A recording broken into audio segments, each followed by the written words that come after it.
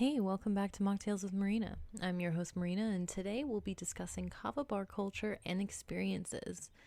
Now, before we dive in, please make sure you visit marinamars.com and add your name and email address to our mailing list. This is where you'll start to receive more news, recipes, courses, workshops, industry happenings, and more. I'd also like to start off with a disclaimer. Everything I'll say from here on out is personal experience, testimonies, and observations. When it comes to medical benefit, I am not a medical professional. I have had my fair share of being let down by the medical system in the United States when it comes to symptom treatment instead of root cause or holistic treatment, though. I have taken clinical herbalism programs and believe very deeply in the healing through a variety of more natural modalities. At the end of the day, I am here to empower you to learn more, ask questions, get curious, and find whatever it is you need in order to carry on. So let's dive in. What is kava? So kava is the root of a very special pepper plant called Piper methysticum. People who live on Pacific islands like Fiji and Tonga have used it for countless generations in social gatherings and traditional medicine. They dry out the roots and crush it into a powder, then they'll add water, massage the tea, and then drink the mixture. Kava has been used to welcome visitors, help resolve conflict, celebrate life events, and more due to its calming properties. Now, kava is also called kava. Kava is not Java. Java is coffee. Kava is not even related. As mentioned, it's more of like a pepper plant. Kava is also not kanna. Kanna is another emerging botanical in the NA space. It's a plant that's native to South Africa. People have used kanna traditionally to relieve anxiety and stress as well. And due to this, it ends up in kind of the same space, in the same cooler, but it is not the same thing. It's not even in the same category of thing. Like if you take kanna, like you can't take, it's not recommended to take SSRIs or anything that increases serotonin, because it can cause serotonin syndrome, which is incredibly unpleasant. In my experience, kava doesn't have that warning, but I would double check that, of course, if that's something that is concerning for you. But I bring that up just because kava and kanna are not the same thing, and I also just learned that thing about kanna, so I just wanted to make sure I said it somewhere and passed along that information, because I just have this feeling that there's someone out there that needs to know that. But anyway, back to kava. So that's kava. Kava is this drink. It's a magical drink. But what is a kava bar? So kava bars are like traditional bars that serve alcohol, but with a very, very, very big difference. They serve kava-infused beverages and products instead of alcohol. So this can include kava concentrates, kava teas, kava shots, and much more. And it's usually always served in a very laid back and just delightful communal atmosphere. Traditionally, kava is the only drink served at a traditional kava bar, and the bar itself is designed to offer a relaxing space for people to connect with one another on a more spiritual level, similar to the way that kava is used in Pacific Island ceremonies that honor marriages and visitors, you name it. Many kava bars follow the traditional island vibe because of that. So you'll find a lot of tiki, beach, and more natural atmospheres in many. But of course, there are other kava bars that take their own unique approaches. There are bespoke experiences and designs that fit whatever various neighborhoods they are in, and it helps kind of create that bridge from the island to the big city USA. In the United States, Hawaii and Florida are considered the home front of kava. Now, while kava is not native to Florida, there are more kava bars in Florida than any other state in America at this point.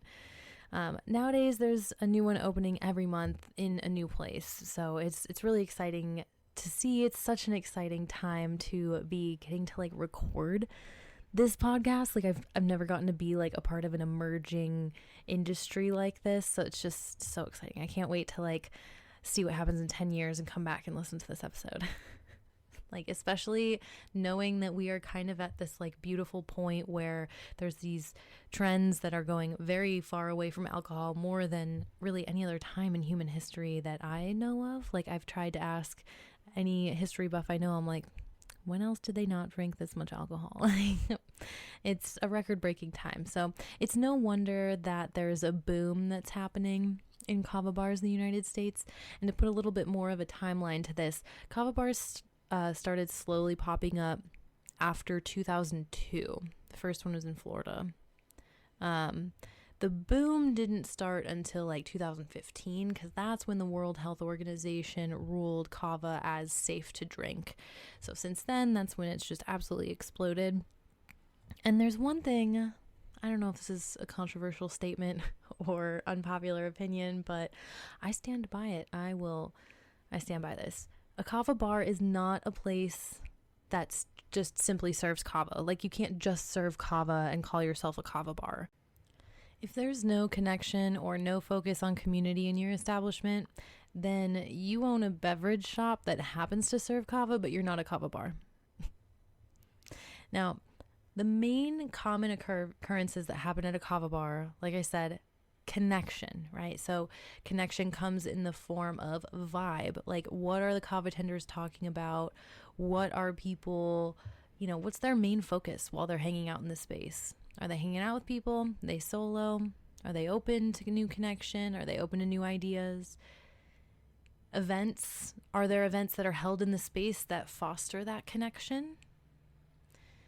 There's also celebrations. Celebrations are huge. So this isn't like going out and partying for no reason, but this is like, for example, I always see like solstice events or vision boards. These are huge at kava bars. Things to help you kind of enjoy the present moment and also see what's coming next and look at how far you've come. Huge moments happen. I've seen multiple engagements happen at kava bars. You name it. We also have a lot of co-working and collaboration. So there's a lot of energy where, sure, there's lots of entrepreneurs that'll, for example, hang out in a space and because they're drinking kava, they'll be more open to talking to the people who are next to them, versus if you're in a coffee shop, no digs on coffee. Love coffee. I'm an introvert. So if I have coffee at a coffee shop, I'm going to go so hard on whatever is on my laptop in front of me, and I'm going to get that done. I'm going to have, my earphones on so I can just like dive in and get stuff done because I am going hard on that caffeine. But if I'm at a kava bar and I have a laptop in front of me with the same to-do list, but I'm drinking kava instead of coffee, I'm not even going to have my headphones on. Like, I'm going to be vibing in this space. And, you naturally get a little bit more talkative. It becomes this, space where your vulnerabilities are, they're not completely inebriated, but they're definitely, it allows you to open up and be able to connect and ground in the space that you're in. You're okay. Everything's good. It's a relaxed atmosphere.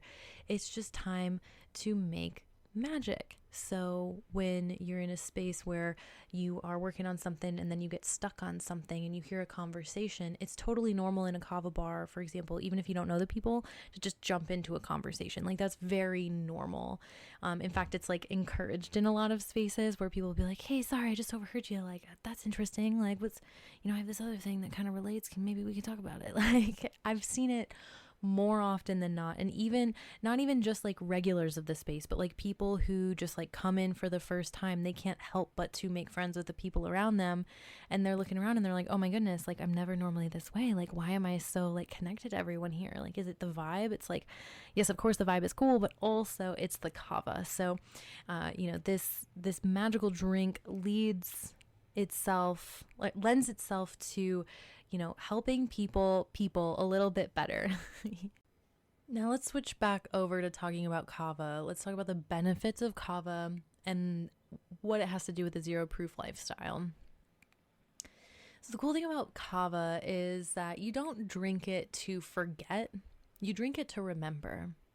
The grounding effect of kava can bring you back to who you really are, because in my experience, drinking it makes the white noise fade away so you can focus on the present. And it does so in a way that doesn't dramatically impair your motor function like alcohol, but it does relax you enough to help you shed your anxious tendencies and sleep a little bit more soundly at night. You also don't drink to let go, you drink to ground.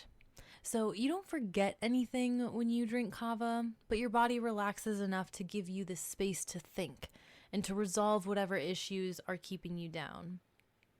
Now, personal story, I definitely used to suffer greatly from panic disorder. It didn't matter if I was going to go on stage or if I had to go to the grocery store. Like, it was all the same to me because, I could be picking out, what peanut butter I want off the shelf, and it would, I could have a panic attack, and it didn't make sense. And then the same thing could happen on stage, but also it couldn't. Maybe I'd be more comfortable there because there was something, I don't know, about being in the flow state that kept me from it. So I was having a hard time for so many years because I didn't have enough space to be able to process why my body was reacting to life in such an extreme way. And after consuming kava on a semi-regular basis, I found that I became more in tune with my body when it was upset. Like, before kava, I couldn't figure out what was making me anxious. But after kava, I was able to figure out what it was because the kava would calm my body just enough for my mind to be able to sneak in, assess the situation, and determine what caused the feeling of overwhelm. Now, huge note here, kava doesn't cure anxiety and should not be used to ignore what's going on. It works best when you consume responsibly and as a tea, not an extract. I'll get into the science of that in another episode because I have big feels about that and herbalism in general. But back to kava. Let's talk a little bit more about how kava fits into the broader landscape of the zero-proof beverage market and its growing popularity. Now, I want to start here and note that, different people have different definitions of sobriety. To one person, drinking coffee is totally fine, smoking a cigarette, totally fine, still sober. To another person, that's definitely not sober. It's really going to depend on your situation and your belief system, of course. In my world, kava is not something that I use in excess. In fact, I never drink more than one serving in a day.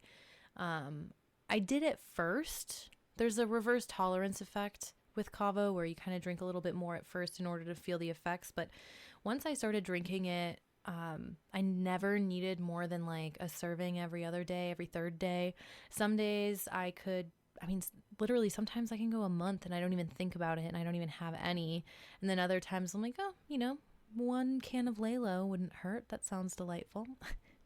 So due to the fact that sobriety doesn't look the same for everyone, that's why I like to use the word zero proof, because really I'm just saying that we're not drinking alcohol here. So when we're talking about how it fits into the zero proof beverage market, I feel like that's a very important distinction. And we'll get into this in just a second. But the first note I want to make here is there is a huge rise in the canned kava seltzer market. I remember when I first started in the kava industry, I only knew about one canned kava, Lalo, the OG. Everyone knows and loves Lalo. But since then, there's been more on the market. I feel like I learn about a new one every week or so. And due to this, it's so interesting to see how it enters into the zero proof market. So for example, there are a few accounts I follow who, they didn't get their start in kava, or they didn't get their start in tea specifically. They maybe had their start in, being a bartender in an alcohol bar. And then from there, they learned how to reverse engineer and turn it into a mocktail. Some of us I have never worked in an alcohol bar as a bartender. I've worked in bars that serve alcohol in other capacities, but not as, an actual mixologist. All of my jobs were always like the weird ones. Like I always worked at tea bars or coffee or, kava. So point of the whole story is it's interesting to see when I'm looking at accounts that don't come from kava and I find kava popping up on their accounts now, and it's not even Lalo or, anything that I'm familiar with. It's such an exciting time. Like, it's amazing. The substantial rise in the zero proof beverage market in general is causing kava to also rise with the tide, and kava is squeezing in a way that, other it's just another potential active ingredient in the mixologist's arsenal that wasn't there before, and it's really helpful for a very particular situation. So it's a really exciting time. And this being said, this is where I want to really link it back into alcohol. Kava does not, you can't mix it with alcohol, right? Unfortunately, it doesn't make kava an easy addition to any bar menu like other alternative botanicals. While this may seem like a negative, this does make alcohol a very unpleasant experience, so people who drink kava are less likely to consume alcohol in the same day due to side effects rather than just cutting back.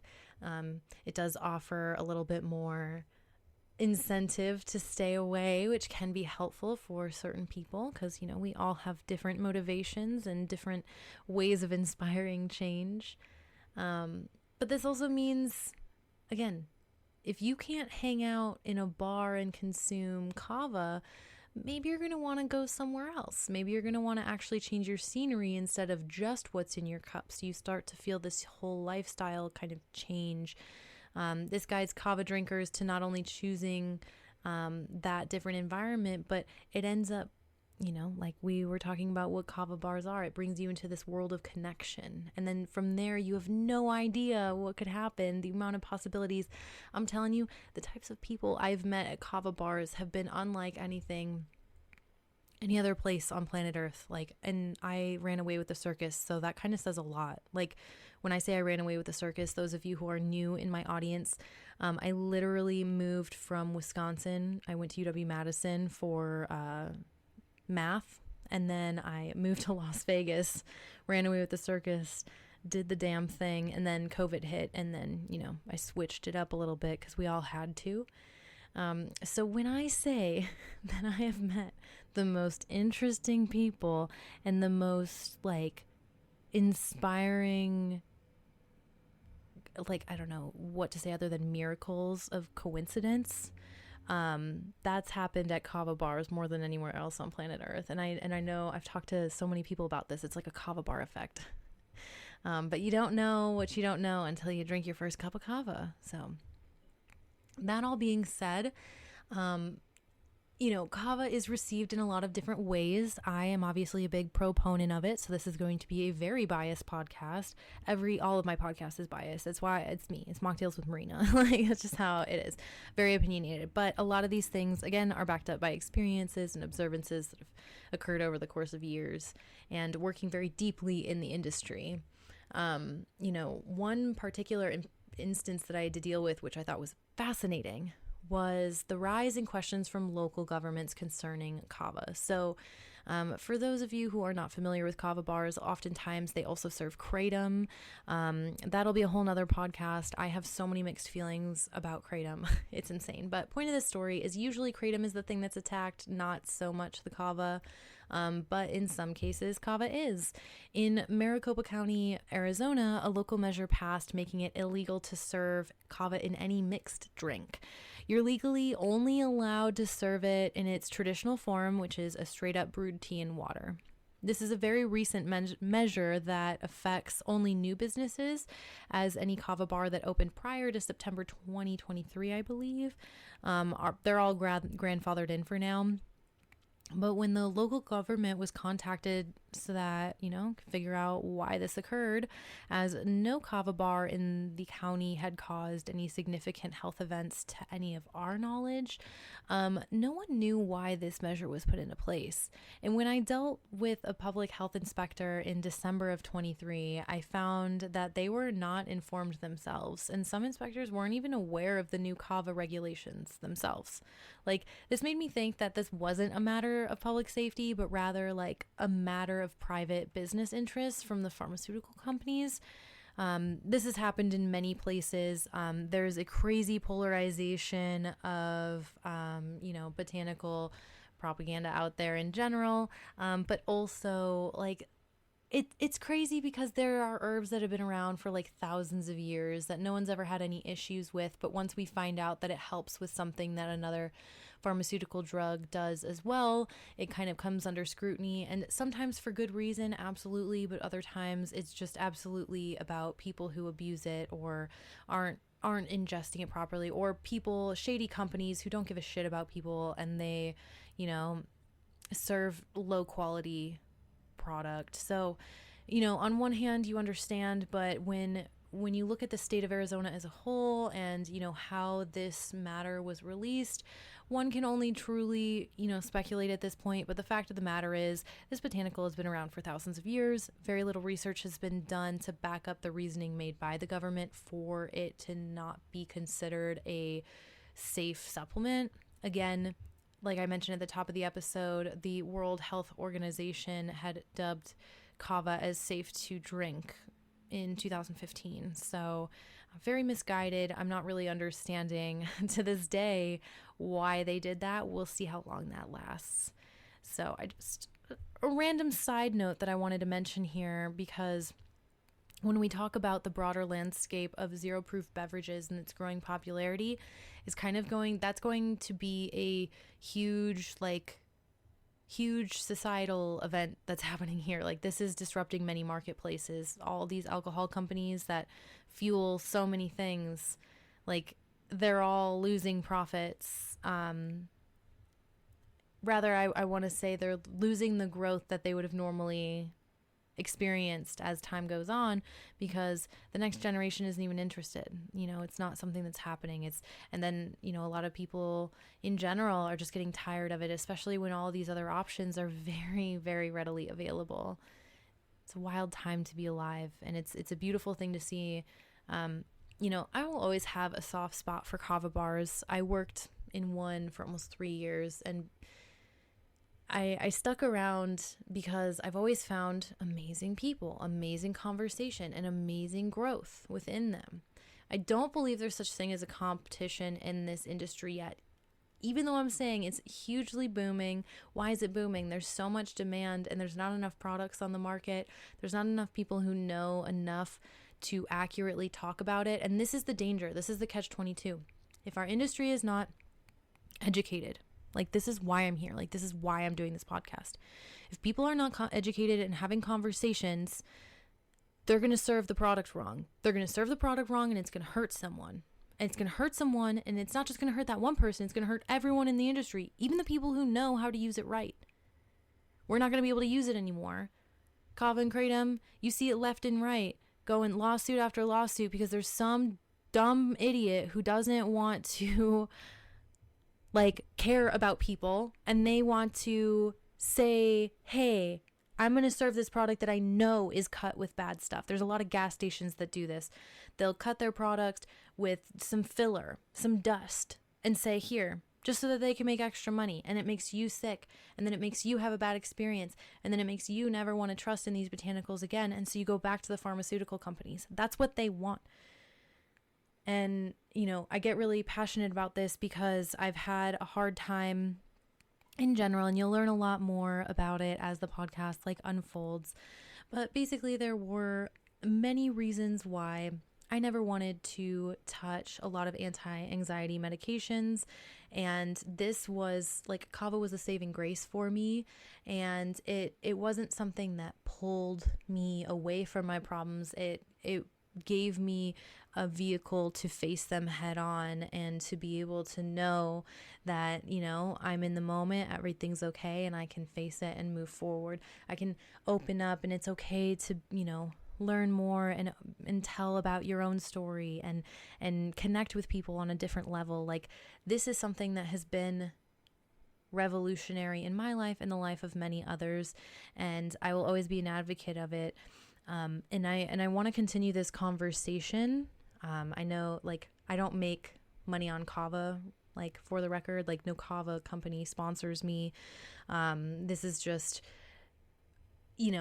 a very big passionate part about what I do. So if you happen to have any thoughts on kava, the kava industry, or anything else that was brought up in this episode, please tell me about it. I absolutely love to talk about it, and I would love to see where you want this conversation headed. What are you most interested in, and what would you like to hear me talk about next? Or if there's someone in the kava industry you'd like me to interview and ask questions, please let me know that as well.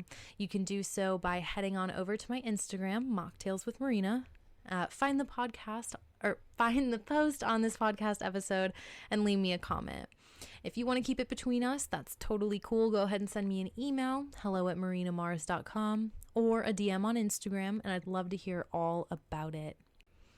Our next episode is going to be all about my experience in nightlife as a performer and event producer specifically, instead of from this like operations standpoint, and how this has an impact on how I manage bar operations today and how I consult my clients. So this is the episode where I talk about, when I was a performer, what it was like to work with venues, what venues I preferred to work with versus ones I didn't. So if you have a space that wants to foster the arts, this episode is for you. And this is also an episode for you if you're trying to find a way to pay your people differently rather than just in free drinks, because that was something that happened to me quite a bit in my last profession, and oh man, it was not great. So stay tuned for the next episode to hear all about that and to learn more about what I do and how I can help you. In the meantime, go ahead and head on over to marinamars.com/themodernmocktail and download our free guide. I've told you about this before. It's a 36-page guide. It'll help you in so many different ways. You'll also see on that page that I am about to launch the pre-sales for my new program, Effortless Operations. No matter if you have a kava bar, a regular bar, or any other kind of business, I'm here to help you make your operations effortless. We'll dive deeper into that a little bit next time, because that is my motivation. People are the motivation behind why I learned, everything I did about operations and why I dove deeply into problem solving so that everyone could, love their workplace so much that they never want to leave. So I want to bring that experience to you. So to learn more about that, go ahead and send me an email, hello@marinamars.com, and I'll give you the details. But that'll be enough for today. Thank you so much for listening. And as always, please let me know if you need anything.